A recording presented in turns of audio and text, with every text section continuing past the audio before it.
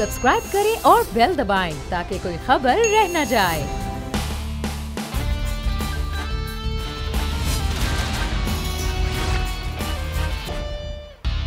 अस्सलामुअलैकुम। The special report with Mudassar Iqbal के साथ हाजिर खिदमत है। कराची रब के हवाले उबल पड़े हैं नाले। कराची के लोगों को अब गाड़ियां मोटरसाइकिलें बेचकर कश्तियां खरीदनी पड़ेंगी, क्योंकि कराची में जब बारिश होती है तो उसके बाद फिर पानी सड़कों पर रहता है, लोगों के घरों में दाखिल होता है और मंजर ऐसा होता है कि लोगों के घरों के सामान उसमें तैर रहे होते हैं। लोग गाड़ियों में बैठे बैठे ही नहा रहे होते हैं, क्योंकि 4 माह से मुसलसल तमाम तरह की तफरीह सूबे में भी बंद है, पूरे मुल्क में बंद है। तो फिर सूबे की इंतजामिया ने यह सोच लिया कि कराची के लोगों के लिए बेहतरीन और सस्ती तफरीह ये होगी कि कराची की सड़कों पर ही स्विमिंग पूल बना दिए जाएं। वो स्विमिंग पूल जिसमें वो नहा भी सकते हैं, अपनी गाड़ियां भी धो सकते हैं और हत्ता के कुछ लोगों के घरों के फर्नीचर तक भी धुलवाए जा सकते हैं। ये बेहतरीन सस्ता काम कराची के शहरियों के लिए एक नेमत बना दिया गया यहाँ की इंतजामिया की जानिब से। जब पूछा जाए नाले साफ नहीं हो रहे, तो मॉनसून का पहली जब बारिश थंडरस्टॉर्म हुआ था उससे 2 दिन पहले नालों की सफाई और कहा गया कि जो वर्ल्ड बैंक से पैसा आना है उसमें ताखीर हुई है, इसलिए नालों की सफाई में भी ताखीर हुई।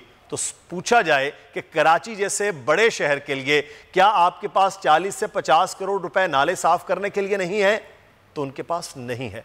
एक दूसरे पर इल्जामात हैं। सिंध हुकूमत शहरी हुकूमत को जिम्मेदार करार देती है। शहरी हुकूमत के मेयर कहते हैं कि सिंध हुकूमत नाले साफ करेगी, सफाई तो कोई नहीं करता है। उसके बाद नालों का पानी घरों में दाखिल हो गया है। औरंगी टाउन में इस वक्त सूरत हाल क्या है? वहां औरंगी टाउन में इस वक्त ये हालत है कि डूबा हुआ है, घरों के अंदर पानी है, गलियों में पानी है। वहां के शहरी वीडियो बनाकर सोशल मीडिया पर सवाल कर रहे हैं, दिखा रहे हैं कि क्या है। आइए आपको वहां की एक वीडियो दिखाते हैं, फिर उसके बाद मजीद बात करते हैं। ये शहरी हैं औरंगी टाउन के। इस वक्त घुटनों टखनों पे पानी नहीं है, उस शख्स के सीने तक पानी है और इसी तरह से लोगों के घरों में पानी दाखिल हो रहा है। अब हाथ जोड़ते हैं कि यहाँ के कराची के शहरियों के लिए क्या आप खुद कुछ कर सकते हैं? हुकूमतें यहाँ नहीं करेंगी, न सिंध हुकूमत करेगी, ना ही शहरी हुकूमत करेगी। और जो वादे दावे थे वफाकी हुकूमत के वो यहाँ आकर कुछ करेगी, वो भी कहते हैं हम बेबस हैं, हम भी कुछ नहीं कर सकते हैं। इस वक्त हमारे साथ आलमगीर खान साहब, पाकिस्तान तहरीक इंसाफ के मेंबर नेशनल असम्बली और फिक्स सेट के बानी मौजूद हैं। आलमगीर साहब बहुत शुक्रिया। और शाहिद जतोई साहब ने भी हमें ज्वाइन किया है, ब्यूरो चीफ कराची हैं। शाहिद साहब आपका भी बहुत शुक्रिया। आलमगीर साहब, ये एक सिर्फ मंजर है जिसने हिम्मत की है कि वीडियो बनाई है और तमाम टेलीविजन पर आप देख रहे हैं, लेकिन ऐसे मनाजिर हर घर, हर गली, हर मोहल्ले और हर नाले के साथ साथ नजर आ रहे हैं। और पहली बारिश, दूसरी बारिश और अब तीसरी बारिश के साथ ही तो फिर कराची वाले कश्तियां खरीद लें या कुछ और कर सके? मुझे आपको तो नजर आ रहे हैं, लेकिन वजीर बल्दियात को नहीं नजर आ रहे। वो कह रहे हैं कि शहर में सब ठीक ठाक चल रहा है, कोई पानी नहीं खड़ा, सड़कें बिल्कुल साफ हैं और हर चीज स्मूथली चल रही है। वो शायद वजीर आला हाउस से या अपने सेक्रेटरीट से बाहर निकले नहीं है पिछले कई दिनों में। इनको पता ही नहीं है शहर किस हाल में। औरंगी टाउन, लांडी, कायदाबाद, गुलिस्तान जौहर, नॉर्थ नाजमाबाद, ये किस हाल में इनको पता ही नहीं है। और ये ऐसा लगता है कि एक नफरत है, एक इस शहर से कोई बुग़्ज़ निकाला जा रहा है। ये मतलब कोई पहली बार है बारिश पूरे पाकिस्तान में, पूरे मुल्क में हर शहर में बारिशें होती हैं। ये कराची में क्यों इस मैच पर ले जाते हैं कि लोगों की जिंदगी आमदो-रफ्त सब बंद हो जाती। और पहले से एनडीएमए ने कह दिया था, पहले से इमरजेंसी डिक्लेयर कर दी थी, फिर भी कोई इकदाम नहीं लिए। और हर साल यही होता है, या तो ये होना कि पहली बार हो कोरोना जैसी वबा के कोई एक्सपीरियंस नहीं, पहली बार आप उससे निपट रहे हो। आपको पता है हाल क्या होता, आपको पता है कि बारिश अगर ज्यादा होती तो उससे क्या नतीजा होता, लेकिन कोई मेजर्स नहीं लिए जाते। और 38 बड़े नाले शहर में, 250 छोटे नाले, क्यों नहीं सफाई करते पूरा साल? ये इदारे जो आपने बनाए सॉलिड वेस्ट मैनेजमेंट, ये अगर पूरा साल कचरा होता है, नालों पे कचरा आता कैसे कि नाले चौक हो जाते हैं? मकसद ये है इनके इदारे फेल हो चुके हैं और इनको कोई फिक्र नहीं है शहर की।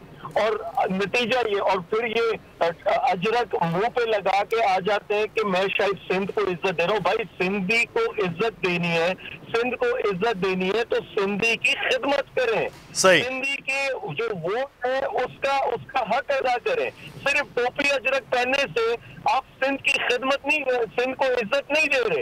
ये सिर्फ इमोशनल कार्ड्स खेलते जाएंगे और कोई खिदमत परफॉर्मेंस नहीं। सही। अब यह खबरें सामने आ रही हैं कि औरंगी टाउन में यह सूरत हाल है कि वहां पर क्योंकि अब आमद और रफ्त मुश्किल हो गई है तो कश्तियां वहां पर ट्यूब्स के जरिए बच्चों को, फैमिलीज को निकालने का अमल शुरू हो गया है क्योंकि पानी अब वो बढ़ रहा है, उसका लेवल और पानी की निकासी कहीं नहीं हो रही है क्योंकि नाले टूट के अब लोगों के घरों में दाखिल हो रहे हैं। शायद जतोई साहब, क्या इस शहर में जिसके दावा किया जाता है सबसे ज्यादा रेवेन्यू है, इसके मुकद्दर में यही है कि सबसे ज़्यादा मुश्किलात हों, यहाँ सबसे ज़्यादा पानी हो, लोग सबसे ज़्यादा इस वक्त मुसीबत में आए? जी देखिए मुदस्सिर, ये शहर जो है मैनेजेबल नहीं रहा है। इस शहर को जो तबाह होना था उतना उससे ज़्यादा तबाह हो चुका है। अब मैं ये नहीं कह रहा कि इसमें किसका कसूर है, लेकिन ये शहर तबाह हो चुका है। सर कसूर तो हुकूमतों का है, चाहे वो सूबाई है चाहे शहरी हुकूमत है, कोई मास्टर प्लान नहीं है, मास्टर प्लान नहीं है। और जैसे आलमगीर साहब कह रहे थे कि कचरा नहीं उठाया जाता, कचरा जो है लोग बरसाती नालों में फेंकते हैं, बरसाती नाले चौक हो जाते हैं। आज अगर सिंध हुकूमत करोड़ों रुपए या शहरी हुकूमत करोड़ों रुपए लगा के सफाई कर दे तो एक हफ्ते के बाद आपको चौक मिलेंगे, इसलिए कि सॉलिड वेस्ट मैनेजमेंट का कोई सिस्टम नहीं है। लोग सारा कचरा उसी में फेंकते हैं। हमारी जो लियारी नदी है या बलेर नदी है, आप वहाँ जाकर देखें वो चौक होगी। सॉलिड वेस्ट तो सिंध हुकूमत के अंडर है। ये तो एक मुसलसल काम है कि रोजाना की बुनियाद पर होना चाहिए। गलियों और दूसरी बात यह है कि आज जो बरसाती नाले हैं उनके इर्द गिर्द आबादियाँ हो गई हैं, वो बिल्कुल तंग हो गए हैं और पानी के निकास का रास्ता नहीं रहा है। पानी वहाँ लोगों के घरों में जाएगा, ये नेचुरल है। दूसरी बात यह है कि जो कुदरती बहाव के रास्ते थे वहाँ बड़ी बड़ी कॉलोनियाँ बन गई हैं, बड़े बड़े शहर आबाद हो गए हैं, टाउनशिप आबाद हो गए हैं। और जब भी बारिश होती है, ज़्यादा बरसात होती है, वो इलाके जहाँ कुदरती बहाव के रास्ते हैं, पानी के कुदरती बहाव के रास्ते हैं, वो उस जद में आते हैं और उनको कोई नहीं रोक सकता है। उनको अगर रोकना है तो फिर जहाँ से पानी बह रहा है, जो सोर्स है पानी का, नदी पहाड़ों से या ऊंची जगहों से जो सोर्स है, वहाँ आपको डैम्स बनाने होंगे, वहाँ रोकना होगा पानी को, वरना कोई दूसरा रास्ता नहीं है। सर यहाँ तो ये सूरत हाल है ना, कराची के अर्बन फ्लडिंग का मामला है, ये तो पानी निकलना चाहिए, लेकिन ये जो आप बात कर रहे हैं यकीनी तौर पर नालों पर आबादियाँ हो गई, नालों के रास्तों पर, नदियों पर कॉलोनियाँ आबाद हो गई हैं, तो ये रातों रात तो नहीं आलमगीर साहब हुआ। कॉलोनी का पास हो जाना, के इलेक्ट्रिक का बिजली दे देना, वाटर बोर्ड का पानी दे देना, ये रातों रात तो नहीं हुआ, ये तो सारा एक सिस्टम बना। उसके बाद कॉलोनीज, नाले आबाद, हर चीज़। तो फिर इसका मतलब है कि ऊपर से लेकर नीचे तक सारे लोग मुलविस थे। अब जिन्होंने माल कमाना था वो कमा गए, जिन्होंने अब मुश्किल झेलनी है वो झेल रहे हैं, बस यही फिर है। देखिए, कोर्ट ने ये कहा, मीडिया ने रिपोर्ट बनाई, इस पे 60,000 गैर कानूनी बिल्डिंग्स बनी है शहर में, और आए रोज आपको नजर आता है कोई बिल्डिंग गिरती, ओल्ड सिटी एरिया में बिल्डिंग्स गिरती रहती। तो इस पर जो इनकी अथॉरिटी है, SBCA, ये क्या कर रहा है शहर में? ये लोग नाले बना रहे हैं और यही वजह है नालों के इर्द गिर्द आप देखते हैं आबादियां बनती। इसको किसने कंट्रोल करना है? इसको किसने रेगुलेट करना है? ये लोग अगर ये चीजें रेगुलेट नहीं करें, यही वजह आज शहर इस मैच पर आया है, माला उड़ा दिए। एक इदारा नहीं है, KDA इनके पास, SBCA इनके पास, KMC को ये फंड देते नहीं, सॉलिड वेस्ट मैनेजमेंट इनके पास, Karachi water and sewerage board इनके पास, के इलेक्ट्रिक एक प्राइवेट इदारा है, उस पर मैं इनको दोष नहीं देता, लेकिन जो इदारा आप उठाएं वो करप्ट है और पिछले कई सालों से इनकी नाअहली की वजह से शहर इस मैच पर पहुंचा और जिम्मेदार ये लोग हैं। और इसीलिए गुस्सा इन पर ज्यादा आता है कि ये पिछले 30 साल से बैठे हुए हैं। ये कोई एक दिन की कहानी नहीं है या एक टेन्योर की कहानी। इन पर गुस्सा इसलिए ज्यादा आता है। आज भी जब आप पूरा दिन मीडिया रिपोर्ट चला रहे हैं, मुझे बताएं कोई अमली इक़दाम, कोई नतीजा निकला इन सारी चीजों का? जो भी हम शोर मचा रहे हैं उसके रद्द अमल में आपको कोई एक्टिविटी नजर आ रही है? कोई शहरी नजर आ रही है। और हर साल यही होता है, हर साल मीडिया रिपोर्ट चला था। ये ढीठ हो चुके हैं, इनका कोई फर्क नहीं पड़ रहा, मेरी आपकी बातों का कोई असर नहीं होता इन पे। आलमगीर साहब, आप बात कर लेंगे, हम बात कर लेंगे। आप विफाक में चले गए हैं, शहरी हुकूमत भी कुछ नहीं कर रही है और सूबाई हुकूमत भी कुछ नहीं कर रही है, तो फिर विफाक में आप गए तो क्या कोई मैकेनिज्म होता है? लोग कहते हैं हमने तो वोट सबसे ज्यादा कराची में मेंबर सूबाई और कौमी असम्बली दिया ही पीटीआई को है। वो सवाल आपसे करते हैं हल क्या है, आप भी सिर्फ ये कहेंगे कि ये ढीठ हो गए, ये कोई काम नहीं करते हैं, को आपके पास हल है, आपकी जमात के पास? देखिए, कराची से बेशक नुमाइंदगी आज हमारे पास है, हमारी जमात के पास है, लेकिन इदारे नहीं है हमारे पास। काम करना है इदारों ने, फंक्शन करना है इदारों ने, सारा साल रेगुलर बेसिस पे इदारों ने काम करना है। मैं आपको एक मिसाल दूं, पिछले साल अली जैदी आए सफाई करने शहर में, उन्होंने 15 दिन की मुहिम चला ली। मुहिम से मसाइल हल नहीं होने, ये मुहिम 15 दिन, 10 दिन, महीना, 6 महीना ये चलेंगी। उसके बाद क्या होगा? इदारे होते हैं जो रेगुलर फंक्शन करते हैं, जो सारा साल नहीं करते या उस पर अमल हरकत करते, वो इदारे इनके पास है। अच्छा, अब हम अगर इदारों की बात करते हैं या हम इसके काम में हाथ बटाने की बात करते, तो आगे से बयान आता है ये 18वीं तरमीम को पामाल करना चाहते हैं, ये हमारे हाथ बांधना चाहते हैं, ये हमें दीवार से लगाना चाहते हैं। तो और ये अली जैदी की सफाई मुहिम में ये बयानात नजर आया आपको, और आपने देखा कि कचरा फेंकने के लिए जगह नहीं थे दे रहे, और जहां कचरा रखते थे उसकी वीडियोस बना के नेगेटिव मार्केट करते उसको। मकसद ये है कि जब तक ये लोग बैठे उम्मीद नहीं नजर आती, और 18वीं तरमीम की वजह से हकीकतन हमारे हाथ बंधे हुए हैं। हम जब उसमें कुछ अमल दखल करते या बयान देते तो ये फौरन से कहते कि हम कोर्ट जाएंगे, हमारे साथ ज्यादती की जा रही है, हमें काम नहीं करने दिया जा रहा। तो ये हाल है आपके सामने कि इन्होंने खुद भी नहीं करना और किसी को करने भी नहीं देना। सही। शायद जतोई साहब, 12 साल से मुसलसल पाकिस्तान पीपल्स पार्टी की हुकूमत है इस सूबे में, शहर में भी वही लोग हैं। अब 12 साल 4370 दिन बनते हैं। 12 साल में मैकेनिज्म पूरा एक शहर आबाद हो जाता है। इस्लामाबाद पूरे को बनाने में इतने साल नहीं लगे हैं, कराची को ठीक करने में भी 12 साल बहुत ज़्यादा वक्त है। क्या वजह है कि वज़ीर बल्दियात कोई भी हो, आज नासिर साहब हैं, पहले सईद गनी साहब थे, उससे पहले अजाम खान शोरो भी रहे, मुख्तलिफ लोग रहे, काम नहीं कर पाते हैं? क्या वजह क्या है? कहीं रुकावट है उनके कि हो ही नहीं पाता? देखें, काम तो हर हुकूमत करती है सर। वो अगर कल को पीटीआई की हुकूमत भी होगी तो बारिश में यही सूरत हाल होगी। जो मैं बता रहा हूँ कि शहर के जो बुनियादी मसाइल हैं, मैं बता रहा हूँ कि ये जो आबादियाँ हैं कुदरती बहाव के रास्तों में, पानी के कुदरती बहाव के रास्ते में, उन आबादियों को प्रोटेक्ट करने के लिए बंद बनाने पड़ेंगे। सही। बड़ी मनसूबाबंदी करनी पड़ेगी। बरसाती नाले जो चौक हो गए हैं, जहाँ आबादियाँ हो गई हैं, मनसूबाबंदी करने वाले कोई नहीं है। नुसरत सहर अब्बासी साहबा हमारे साथ हैं, मुस्लिम फंक्शन के रहनुमा। बहुत शुक्रिया नुसरत सहर अब्बासी साहबा आपके वक्त का। ये कराची डूब रहा है। अभी हम कुछ ही देर पहले औरंगी टाउन के हालात दिखा रहे थे कि एक जवान आदमी खड़ा है और उसके सीने तक पानी आ रहा है। अभी कुछ ही देर पहले मालूम हुआ ट्यूब्स के ज़रिए वहाँ से बच्चों को, लोगों को निकालने की कोशिश हो रही है। ये देखें कि कुछ रज़ाकार जो हैं वो ख़वातीन को यहाँ से निकालने की, उनके घरों में क्योंकि पानी दाखिल हो गया है 4-4, 6-6 फीट।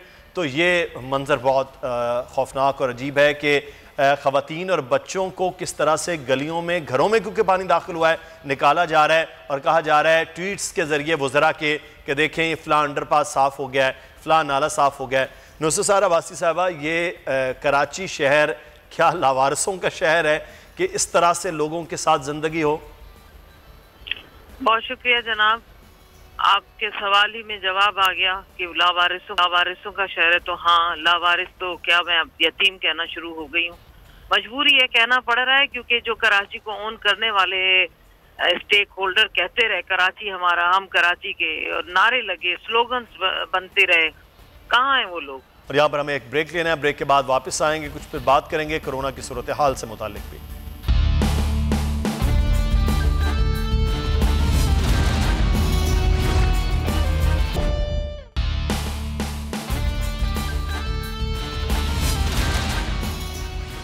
ब्रेक के बाद आपको खुश आमदीद कहते हैं। अच्छी खबर पाकिस्तान के हवाले से यह है कि मुल्क में कोरोना के केसेस कम और अमवात बतदरीज कम हो रही हैं। और कुछ ही देर पहले आपने वज़ीर आज़म पाकिस्तान इमरान खान की गुफ्तगू भी सुनी, जिसमें उन्होंने कहा कि स्मार्ट लॉकडाउन से हमने बहुत सा बेहतर जो हदफ थे वो अचीव कर लिए हैं, लेकिन अब अगले आने वाले दिनों में ईद है और ईद के दिनों में हमने देखा था कि जब ईद उल फितर थी उसके बाद एक वेव आई थी बहुत तेज़ी के साथ और लोग बीमार हुए, और अब दोबारा से ईद में और उसके बाद मुहर्रम उल हराम भी शुरू हो रहा है। इसमें अपने आप को बेहतर करना है क्योंकि मुख्तलिफ सेक्टर्स अब रफ्ता रफ्ता खोले जाने ज़रूरी हैं। हमारे साथ इस वक्त ब्यूरो चीफ कराची शायद जतोई साहब, हम सूरत हाल जानेंगे कराची की, लेकिन इस वक्त डॉक्टर कैसर सज्जाद ने भी हमें ज्वाइन किया टेलीफोन लाइन पर। सेक्रेटरी जनरल हैं पाकिस्तान मेडिकल एसोसिएशन के। बहुत शुक्रिया डॉक्टर साहब आपके वक्त का। सर, इस वक्त बतदरीज कमी हुई कि जो केसेस हैं 24 घंटों में वो भी 1174 रिपोर्ट हुए, डॉक्टर जफ़र मिर्ज़ा बता रहे थे। साथ ही साथ जो एक्टिव केसेस हैं उनकी तादाद में भी बतदरीज कमी हो रही है। अमवात भी पिछले तमाम महीनों से अब बड़ी तेज़ी के साथ वो भी कम हो रही हैं। क्या वजह इसकी है कि लोग अब जिनको होना था हो चुका है, या एहतियात कर रहे हैं, या हमारी इम्यूनिटी बेहतर हो गई है? बिस्मिल्लाहिर्रहमानिर्रहीम। बहुत शुक्रिया आपका मुदस्सिर। बात यह है कि मैं सबसे पहले तो अल्लाह का शुक्र अदा करूंगा इस बात पे कि जो हुकूमत बता रही है और ग्राउंड रियलिटी भी कुछ ऐसे ही नजर आ रहा है कि नंबर ऑफ केसेस हमारे पास जिस तरह से मरीज आते थे वो उस तरह के मरीज नहीं आ रहे हैं, और साथ ही जो फोन करते थे, परेशान होते थे कि हमें बिस्तर नहीं मिल रहा और हमें अस्पताल वाले वापस भेज रहे हैं कि हमारे पास आईसीयू में बेड नहीं है, हमारे पास वेंटिलेटर नहीं है, वो सब इंगेज है। वो सारी बातें जो है वो अल्लाह का शुक्र है कि वो खत्म हो गए। तो मैं समझता हूँ कि इसमें दो तीन बातें बहुत इंपॉर्टेंट है। एक तो ये कि इसमें सारा जो खेल है वो सब कुदरत का खेल है, और जिसकी वजह से हम आज जो है ये इसमें सुकून में है, कदरे बेहतर पोजीशन में है। और दूसरी बात यह है कि इसमें जो वायरस है वो अब वायरस वो इतना स्ट्रॉन्ग वायरस नहीं रहा। लोगों को हल्का फुल्का सिम्टम जरूर होता है, बुखार होता है, 2-4 दिन में लोग जो है वो ठीक होना शुरू हो जाते हैं। तीसरी बात इसमें यह है, लोग बहुत ज्यादा अवेयर हो चुके हैं, और या फिर जो अभी भी नहीं मानते हैं कि कोरोना वायरस कोई चीज नहीं है, लेकिन अगर उनके घर में किसी को बुखार या खांसी होता है की शिकायत होती है तो बहुत ज्यादा डर जाते हैं कि हम नहीं मानते थे। तो सही, तो ये भी एक वजह है। बहरहाल खौफ की जो अलामत है वो भी बहरहाल तब्दील हुई है, लेकिन यह है कि अब कुदरत का अल्लाह ताला का ये भी इनाम है कि यहाँ पर चीज़ें कदरे अब बेहतर हो गई हैं। मजमूई तौर पर तादाद कम हुई है, लेकिन हुकूमतें फ़ैसला कर रही हैं अब लॉकडाउन के हवाले से भी। शायद जतोई साहब, बहुत सारे सेक्टर्स के हवाले से बात की जा रही है कि अब इमरान खान साहब ने भी बात की, सिंध हुकूमत भी ये सोच रही है मुख्तलिफ सेक्टर्स खोले जाएँ, लेकिन उससे पहले अब ईद का समा है, तो क्या सख्ती इसी तरह से बरकरार रखने का फ़ैसला हुआ है सिंध हुकूमत की जानिब से भी? मुदस्सिर, सिंध हुकूमत जो है वो कोशिश कर रही है कि NCOC जो फैसले कर रही है उस पर अमल दरामद कराए, सही, और उनसे कोई तजाद ना हो या अपने तौर पर वो कुछ ना करे। हुकूमत सिंध भी अब इस बात पे कायल हो चुकी है कि कुछ सेक्टर्स को खोलना चाहिए, जैसे शादी हाल वालों से मुज़ाकरात हुए, अभी वो सैलून वालों से भी मुज़ाकरात हुए, और भी सेक्टर्स हैं जिन लोगों से मुज़ाकरात हुए हैं। तो सबको हुकूमत सिंध ने यही जवाब दिया है कि NCOC जो भी फैसला करेगी हम उस पर अमल दरामद करेंगे, अभी तक तो और हम अपनी तरफ से सख्ती नहीं करेंगे। अभी तक तो फैसले बेहतर ही रहे हैं, तमाम सूबों ने जो मिलकर NCOC की मीटिंग्स में किए हैं, अगले आने वाले वक्त में बेहतर हो। डॉक्टर साहब, मैं क्विकली आपसे ये जानना चाहूँगा शॉर्ट कमेंट में कि ये अब ईद का मामला है तो क्या एहतियात अब रखना ज़रूरी है, क्योंकि ईद के बाद हमें, छोटी ईद के बाद हमने देखा तो बहुत बड़ी और सख्त किस्म की एक वेव आई थी। मैं यही कहना चाह रहा हूं कि देखिए सब कुछ ठीक है, लेकिन आगे जो हमारे पास इवेंट्स हैं, ईद उल अज़हा, 14 अगस्त और मुहर्रम और फिर रबी अव्वल, वो जो है हमारे लिए खुदा न खास्ता कोई आगे प्रॉब्लम ना क्रिएट हो जाए अगर हमने प्रॉपर तरीके से एहतियाती तदाबीर नहीं अपनाई। क्योंकि जो अभी दुनिया में जो सूरत हाल अभी खराब हो रही है, और एक रिकॉर्ड हुआ है कि 2,84,000 एक दिन में रिकॉर्ड हुए हैं, और WHO कहती है कि ये पहले से ज्यादा स्ट्रॉन्ग हो गया है। तो अब अगर खुदा न खास्ता दोबारा हमारी दूसरी लहर अगर आती है तो वो बहुत ज्यादा लीथल हो सकता है, बहुत ज्यादा खतरनाक हो सकता है और बहुत ज्यादा लोग इसमें इन्वॉल्व हो सकते हैं। लिहाजा हम समझते हैं कि कुदरत के इस तोहफे पे और जो भी हमारी हुक्मरान कह रहे हैं, हुकूमत कह रही है, इस पे जरूर इस पे अमल किया जाए। और साथ ही मैं समझता हूँ कि हुकूमत को भी चाहिए कि SOPs पे सख्ती से अमल दरामद हो और लोग अपना जो है वो ख्याल रखें। कुदरत ने अगर मेहरबानी कर दी है इस कौम पर तो कौम को भी अपनी ज़ात पर, अपनी ज़िंदगियों पर मेहरबानी करने की ज़रूरत है। बहुत शुक्रिया डॉक्टर कैसर सज्जाद साहब, general secretary Pakistan medical association हमारे साथ मौजूद थे। शायद जतोई साहब आपका भी बहुत शुक्रिया। ख्याल, क्योंकि मार्केट्स में जब आपने जाना है तो कोरोना आपको ही लग सकता है और आपकी ज़िंदगी मुश्किल हो सकती है। एहतियात लाजिम है। मुदस्सर इकबाल को इजाज़त दें। अल्लाह हाफ़िज़।